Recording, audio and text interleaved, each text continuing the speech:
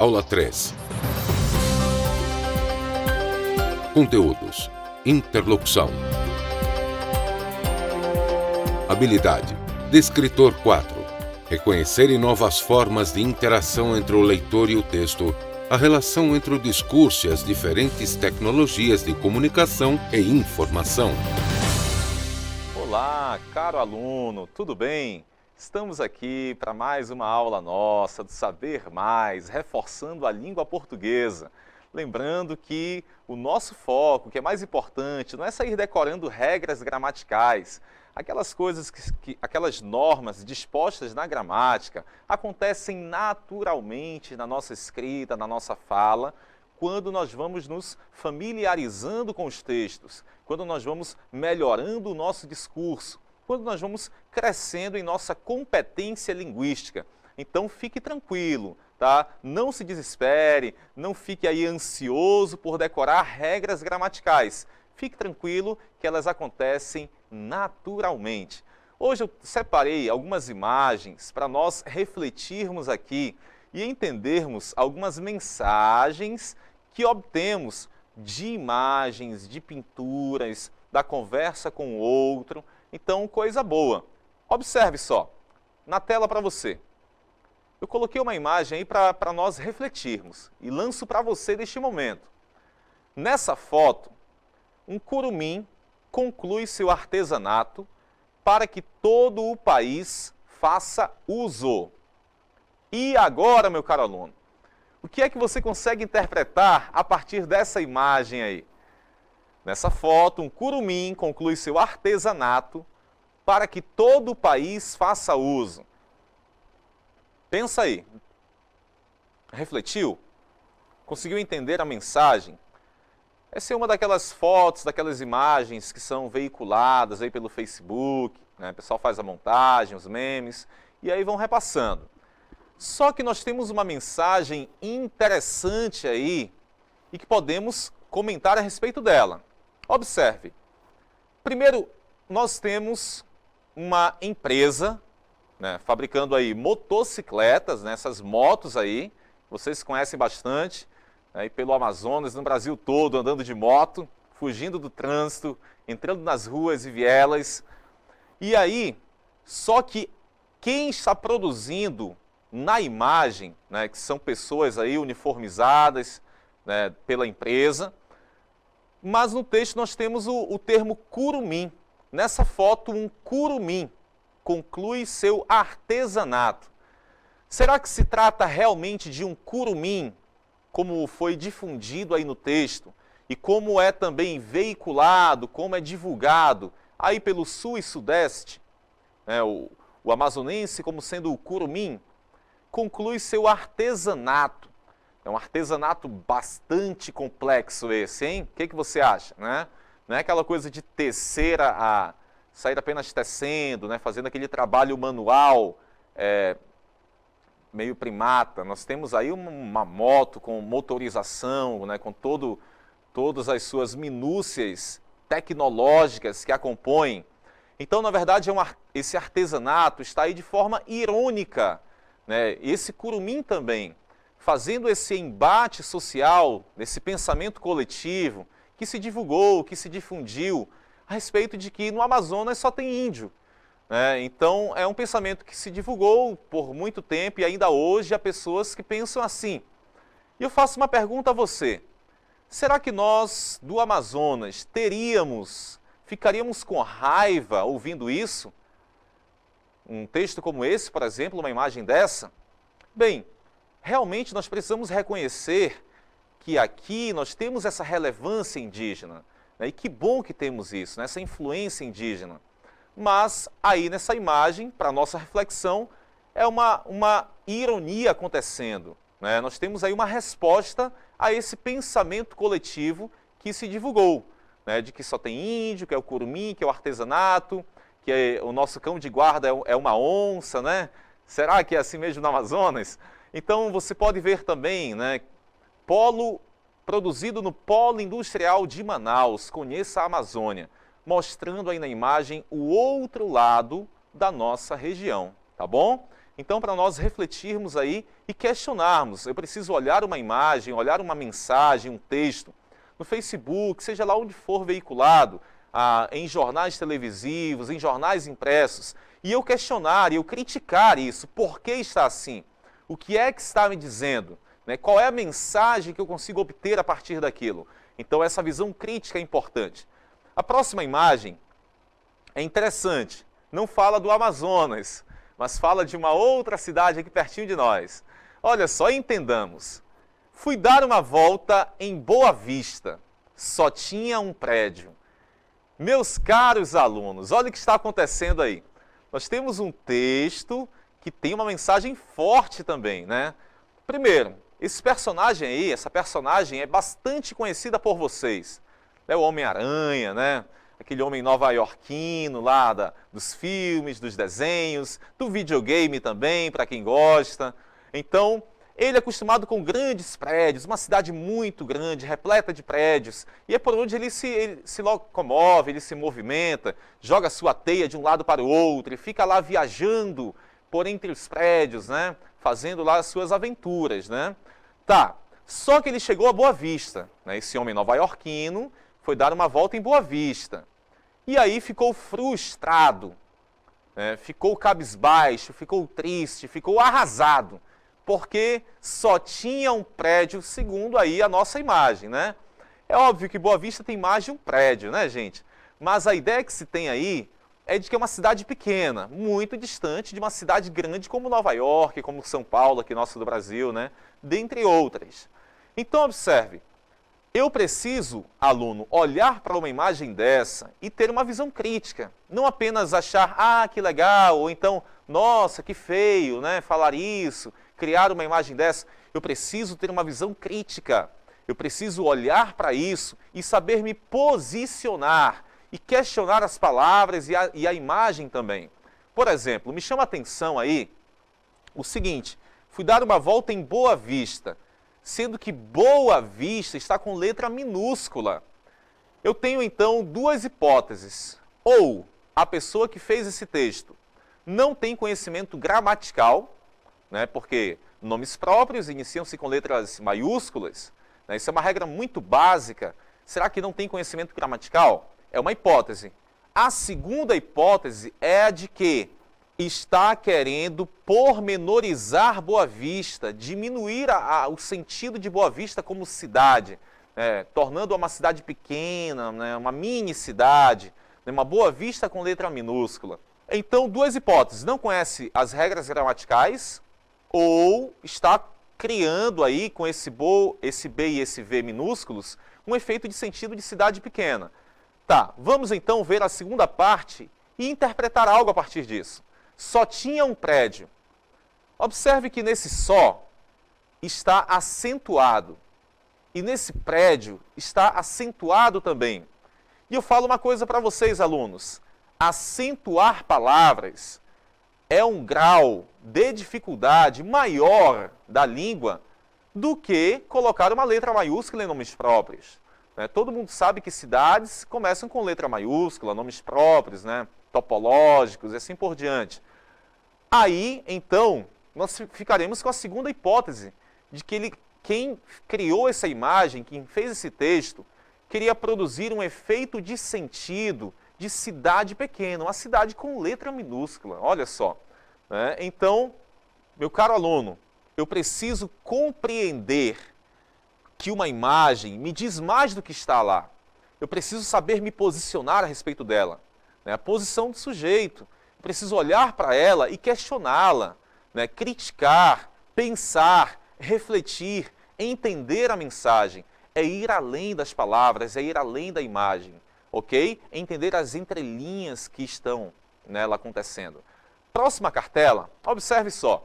Nós entendemos então que existe uma interlocução. O que é interlocução? É um diálogo que acontece naturalmente entre os sujeitos e sujeitos, sujeitos e imagens, sujeitos e códigos escritos, sujeitos e gestos, cores e outras coisas. Por exemplo, vem comigo, Michael, por gentileza. Quando eu digo assim, aluno, uma interlocução entre sujeito e sujeito. Eu, professor Júnior Mar, você, nosso caro aluno, assistindo a essa aula de reforço, eu sou um sujeito, vocês são sujeitos, e está acontecendo uma interlocução entre nós. Eu sou o locutor, você é meu interlocutor. Tudo que eu falo, tudo que eu produzo aqui oralmente ou visualmente, é considerando você. É percebendo se você compreende. É selecionando a palavra que melhor se encaixe no seu dia a dia, na sua realidade. Então eu como locutor, considero meu interlocutor. Eu como locutor, preciso fazer isso. Esse é o relacionamento que nós temos na comunicação. Imagina se eu for fazer uma palestra para os governadores do Brasil. Uma palestra, um tema lá, tema Amazônia, ok. E eu vou fazer essa palestra também com o tema Amazônia para uns alunos da periferia do estado do Amazonas, alunos de 10 anos de idade, por exemplo. Imagina a diferença entre sujeitos, governadores, né, que têm um contato, uma leitura de mundo muito forte, muito grande, e alunos de 10 anos de idade, da periferia, que tem pouca leitura, né, que está aprendendo ainda da vida. A minha palestra, o meu jeito de falar como locutor, como sujeito locutor, é diferente. Eu preciso fazer diferente, senão eu estou alienado. Se eu não conseguir fazer isso, eu não vou me fazer entender para aquela criança, ou então eu vou ser muito simples no meu diálogo para com os governadores. Compreendem isso? Então existe essa relação, essa interlocução que é considerada na língua entre sujeitos e sujeitos. Acontece também entre sujeitos e imagens, como nós vimos agora aí nessas duas imagens. Eu olho para elas e interpreto-as. Nós olhamos pinturas e vamos interpretando conforme o contexto em que foram divulgadas, etc. Existe também essa relação, essa interlocução entre sujeitos e códigos escritos. E aí nós temos as palavras, né? Quando éramos pequeninos, nós não sabíamos ler, então eram códigos indecifráveis para nós, né? Nessa interlocução entre sujeito e o código escrito. Depois aprendemos a ler, o que significa cada letra, né? Fomos nos familiarizando com o texto e aí começamos a decifrar. Entramos nesse jogo de interlocução entre sujeito e código escrito. E existe também essa interlocução entre sujeitos e as cores, os gestos. Por exemplo, o pessoal estava falando muito sobre o Dia Internacional do Rock, né? Que na verdade é um dia norte-americano do rock, né? Que acabou sendo divulgado aí internacionalmente. O que acontece? Aí eles têm aquele gesto assim, né? Roqueiro e tal, né? Se cumprimenta assim, que nasceu lá da década de 70, com o Alice Cooper, né? De acordo com os Googles e Googles humanos também, a quem consultei. Então, são gestos que nós interpretamos. Ele chega assim, é roqueiro, né? É diferente de fazer isso aqui. Isso aqui é outra coisa que você deve ter a sua interpretação aí, tá bom? Então, por exemplo, as cores. Existe um estudo chamado Psicologia das Cores. O que acontece nelas? As cores, elas dizem muito, elas representam muito, elas expressam muito. Então, quando, por exemplo, você vai a uma lanchonete, e lá na fachada da lanchonete está pintado de vermelho ou de amarelo. O amarelo dá uma ideia de ansiedade, entendeu? E o vermelho vai trazer uma conotação de ação e fome também. Então, unindo essas duas coisas, a pessoa fica ansiosa para comer. Aí você vai lá, por exemplo, uma lanchonete conhecida mundialmente, McDonald's, utiliza esse tipo de cores, e muitas lanchonetes também de bairro, né, que entenderam essa relação. As cores dizem muito. Por exemplo, se você vai a um ambiente, você entra em um ambiente, está todo mundo de preto, você diz, deve ser um funeral isso daqui, né? Deve ser um velório. Então, as cores dizem muito, mas se é um ambiente noturno, com pessoas muito bem trajadas, muito bem arrumadas, de preto e também com cores brilhantes, né? Esse preto brilhante, aí já é a coisa da nobreza, né? A coisa mais rica, né? acontecendo. Então nós fazemos essa leitura de entre sujeitos, entre imagens, entre códigos escritos e entre gestos e cores, tá bom? São interlocuções que nós temos na nossa língua. Próxima cartela. O ex-subsecretário Pego em Roubos afirmou o seguinte: como disse Pedro, nego, nego, nego. Olha que interessante. Vem aqui comigo, Maicon, por gentileza. Meu caro aluno, observe. Pegaram ali um secretário.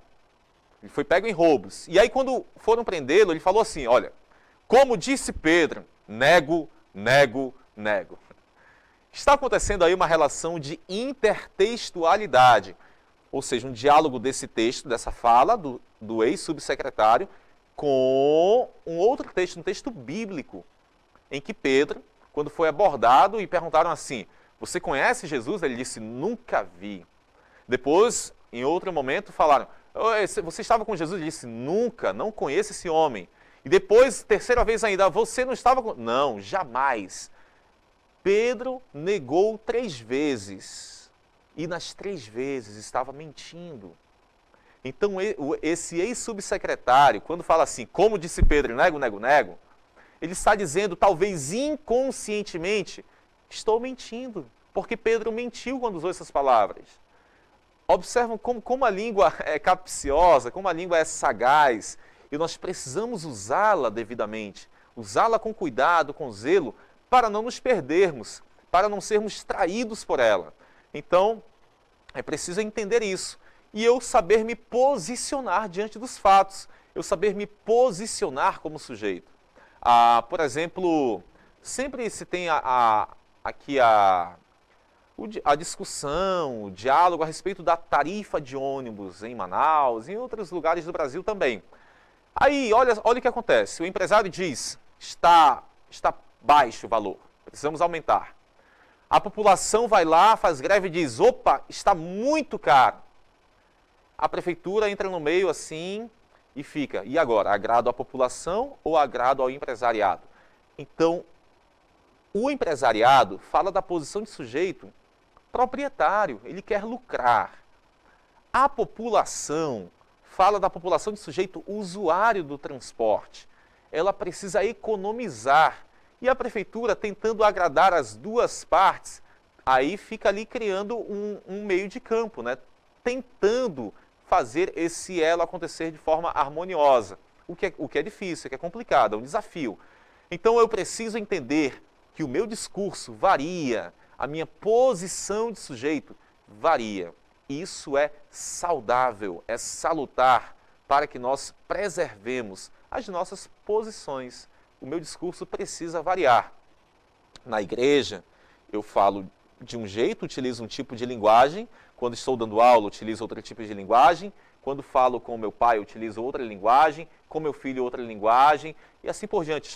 Esse eu que eu usei agora foi um eu genérico, tá? Qualquer um de nós, tá bom? Nem filho tenho ainda. Então, é posição de sujeito. Eu preciso saber mudar, variar o meu discurso, variar as minhas palavras nessas posições, nesses lugares que eu ocupo na sociedade. Lugar de pai, lugar de filho, lugar de professor, lugar de amigo, lugar de jogador de futebol, aí não, né? Lugar de religioso e assim por diante, tá bom?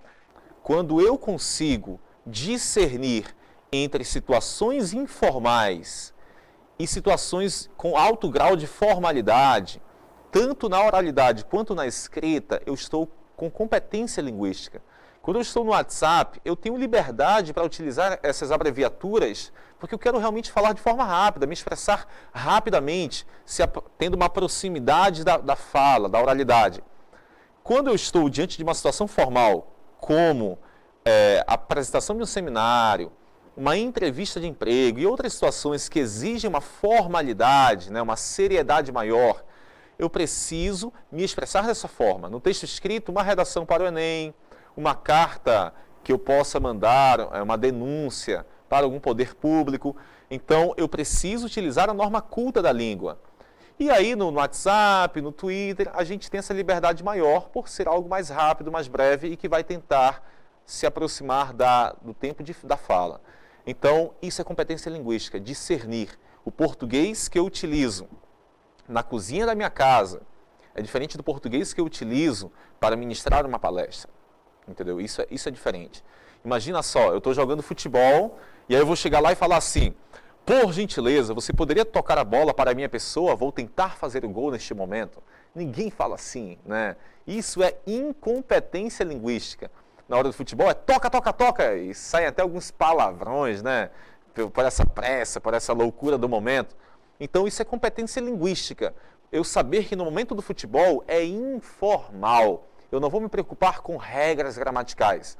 Mas quando eu estiver diante de uma situação de alto grau de formalidade, eu preciso me posicionar, tá bom? Então, nós somos assim e devemos ser assim. Do jeito que eu falo para vocês, eu vou falar diferente, por exemplo, para alunos de 6 anos de idade. A linguagem é diferente e isso é salutar, é saudável para que nos entendamos, tá bom? Na nossa comunicação. Foi um prazer estar com todos vocês nesta tarde, tá bom? Fiquemos agora tranquilos, estudando o que temos aí. E aí voltaremos para mais aula de reforço depois. Amanhã tem matemática, depois português novamente. Um forte abraço para todos e obrigado pela atenção.